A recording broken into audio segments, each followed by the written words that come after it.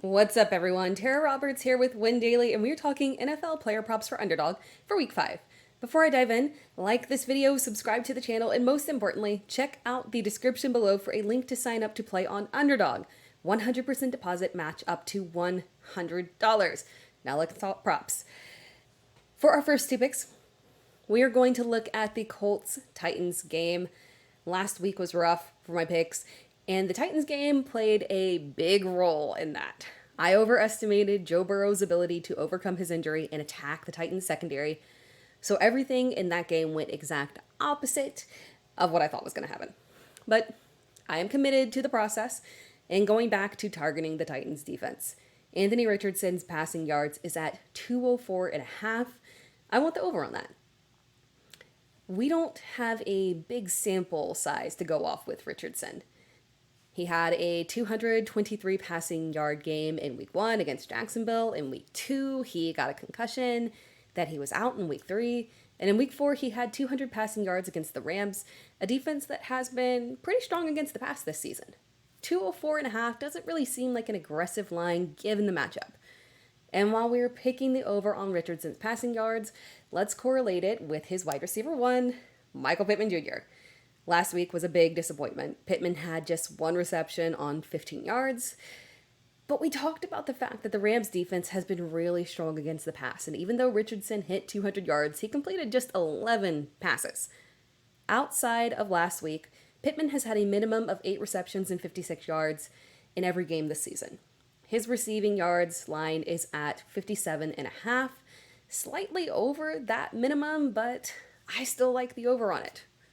Moving on to the next one. This is the moment that we have been waiting for. Robert Saleh said Breece Hall is no longer on a pitch count, and we couldn't ask for a better matchup than against the Denver Broncos defense, the glorious defense that everyone wants to attack. Hall opened up the season with 127 rushing yards, but since then it has been a complete disaster for him and the Jets. But redemption is coming in the form of this matchup with the Broncos defense that has given up the most rushing yards in the NFL.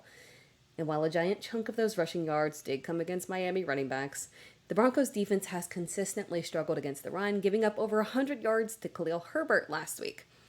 I like the over on Hall's rushing yards at 60 and a half. Now let's stay on the rushing yards track here and talk about Bijan Robinson. Bijan has definitely popped as a clear high-end RB1 and elite running back, a top 5 back.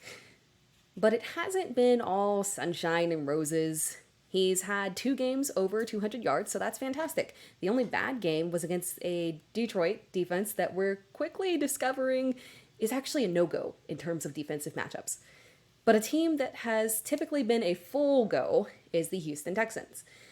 Even Najee Harris had his strongest outing against the Texans with 71 yards for a strong 5 yards per carry. If Najee can take advantage of this Houston defense, I'm willing to bet that Bijan can.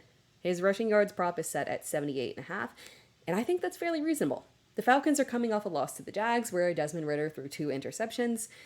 Ridder throwing on the Texans is just flat out a terrible idea. Arthur Smith will double down on his run-first philosophy, and we will see a very strong performance from Bijan. Also, if you're looking to take advantage of a higher multiplier, which you can do on Underdog, Tyler Algier is at 1.75 times for the over on his rushing plus receiving touchdown at a half touchdown. It's risky, which is why it's got the multiplier, but it's interesting to note if you're looking to take a risk. And we will close things out with one more pick from Atlanta. I have zero faith that Arthur Smith will allow Desmond Ridder to throw the ball. We talked about it beyond the bare minimum necessary. Houston's defense is dealing with a lot of injuries, but despite those injuries, their secondary has still performed very well, and teams opt to take the easy route in terms of attacking them on the ground. You might be looking at Ridder's stats and saying, yeah, he's going to hit that. He'll hit at 183 and a half. Seems like the over is pretty good on that one. Aside from week 1, he's hit that every single week. And a couple of those matchups have been against solid defenses, but it just makes zero sense for Atlanta to try and make Desmond Ridder beat Houston or even allow him to pass the ball when the game could be easily won easily won on the ground exclusively. Well, not easily. Houston is good competition, so I'll take that back. Not easily, but the best way for them to win the ground, the best way for them to win is definitely on the ground. Unless he checks down to Bijan, who just runs 60 yards down the field, I don't really see him hitting this mark. I prefer the under.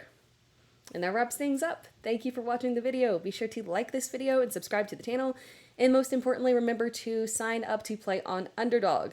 The link is below in the description. 100% deposit match up to $100.